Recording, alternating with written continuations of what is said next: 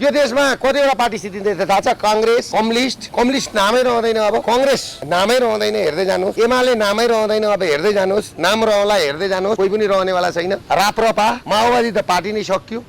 खोइ माओवादीको जनयुद्ध, खोइ गणतन्त्र, खोइ सम्पत्ति, खोइ माओवादीको पार्टीको नाम, खोइ झण्डा, खोइ। अब एउटा कुरा चाहिँ गलत फहमी नहोस्। दीपक भट्टराईहरूलाई केपी ओलीकै पालामा फाइल छानबिन भएको नै, आइएमएफले गरेको नि त्यो फाइल छानबिन, बालनहरूले गरेको होइन नि। फेरि 2 वर्ष अगाडिदेखि देश ब्ल्याक लिस्टमा जाने भयो भनेर आइएमएफ र वर्ल्ड ब्याङ्कले छानबिन गरेको हो नि। यो सरकारले होइन त्यसो भए? यो होइन नि। फेरि यो गलत नहोस् नि मान्छेलाई। दीपक भट्टराईहरू जति पनि छ नि, यो अहिले गर्दैछ नि, यो 2 वर्ष अगाडिदेखि छानबिन गरेको नि दीपक भट्टराईहरूको होइन। हिजो पृथ्वीनारायण शाहले खुकुरी बोकेर हिँडेको जस्तो जमाना होइन नि। त्यतिखेर पो देश एकीकरण गरेर हिँडेको त।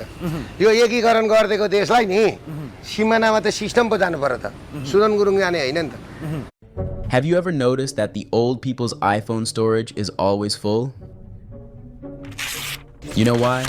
Old people always make these 3 big mistakes. सिमानामा सुदन गुरुङ गएर हुन्छ, सिस्टम जानु पर्यो नि त। मैले देखाएका जति मात्रै मान्छे पक्रेर छानबिन गरून् न, त्यसै अन्त्य हुन्छ।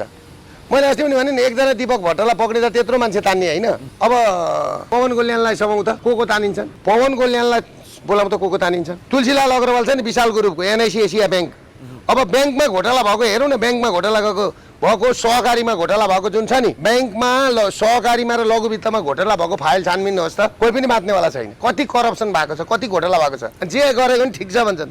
तपाईँलाई म भन्दै अहिले बालेनले अहिले तेलको भाउ 1000 बनायो, पेट्रोलको भाउ भने पनि नि लिटरको, यो त हाम्रो लागि गरेको भन्छन्। त्यो राखा छ नि त मान्छे, त्यहाँ पुगेकै छैन। 5 लाख हुनुपर्छ जरिमाना, अझै पुगेको छैन। तेल 1000 रुपियाँ लिटर हुनुपर्छ। ब्याङ्कको ब्याज बढेर नि 55 रुपियाँ हुनुपर्छ। यो 6 रुपियाँ छ नि, 6% छ नि, 55% हुनुपर्छ। चामल नि 1000 रुपियाँ किलो हुनुपर्छ। यहाँ चामल अझै पनि 150 रुपियाँ त सस्तो, 1000 रुपियाँ किलो हुनुपर्छ। तेरिया पुगेकै छैन, यो त पुगेकै छैन। अनि धनी मात्रै बस्छन्। 1000 रुपियाँ लिटर किलोको चामल किनेर खाने, 1000 रुपियाँ लिटरको तेल हाल्ने, गरिब जति जम्मै जान्छन् इन्डिया। भनेपछि सुनवाला मात्रै बस्ने हो, सुनवाला मात्रै बस्छन्। यो पुगेकै छैन नेपालीलाई। नेपाली सुँगुर जस्तै हो कि नेपाली सुँगुर गर्छ, जब घोचेर मुटुमा पर्छ चेतै भन्छ अरे। हेर्दै जानु न, दसैँ सुमन हेर्नु न कस्तो हाहाकार हुन्छ यहाँ।